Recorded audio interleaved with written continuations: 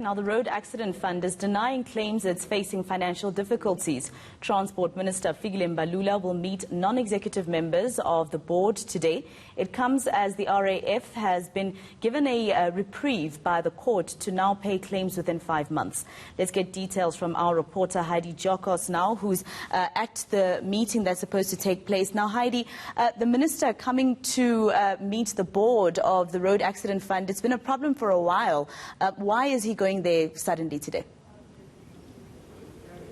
Yes, most certainly. Masako, I think this is a long time coming, and of course the Minister of Transport, Fikile Mbalula, this falls within his mandate to oversee these entities and make sure that they operate. And given what's been going on in the media and the allegations that the Road Accident Fund has not been operating as it should, and there are serious financial issues, the Minister is going to be here today at around 10 o'clock this morning. Of course, we do know that preparations are underway, so we excuse that sound that's happening in the back. But what's key here, Masako, is the fact that we do understand that the Road Accident Fund has indicated that they are not entirely happy with certain narratives that have been put out in the media, that they do not have money or that they are not paying out claims on time. But we do know that there is currently an ongoing court challenge with regards to how the Road Accident Fund should be operating and how soon they should be paying claims over. We do know that COVID-19, just like many other sectors and entities, COVID-19 has impacted the Road Accident Fund. They were not open during the hard lockdown level 4 and level 5, so that has set them back with regards to dealing with claims. And we do know that there is a court judgment actually that they need to deal with claims as soon as possible. So we know that claims stemming back from years ago needs to be on the top priority list for the Road Accident Fund.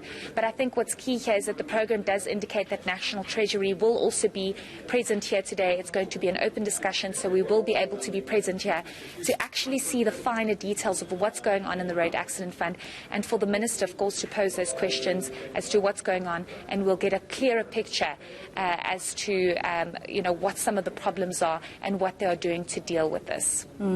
We know that RAF has also, or rather the Minister of Transport has also told Parliament that there's over 46,000 claims that have not been processed by RAF in the last 5 years. So, of course, one of the questions is not blaming the pandemic on not processing claims, because the pandemic was only in South Africa last year.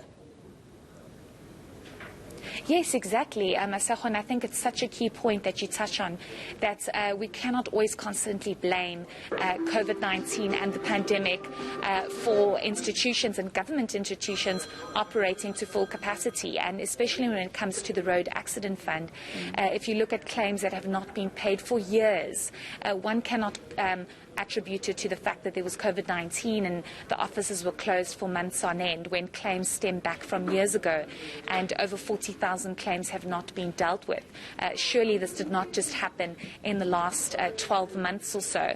So I think the fact that the Minister is here, it's going to be able to provide some understanding and clarity, and hopefully as the media will also be able to pose questions to say, families sit there with so much grief, and then having to deal with admin just becomes even more of a nightmare, and that's not how the Road Accident Fund should operate. That it was established to assist families when things like this happen, when accidents do happen. So hopefully we will be able to get more clarity on that. But there was something that I did read, Masako, that I just want to touch on that. The Road Accident Fund actually saying that you will be seeing a lot of queues throughout the next couple of months because of that backlog that they experienced during COVID-19. But of course, that is no excuse. There should be measures in place to try and deal with these claims as soon as possible, and also given the fact that it stems back from years ago.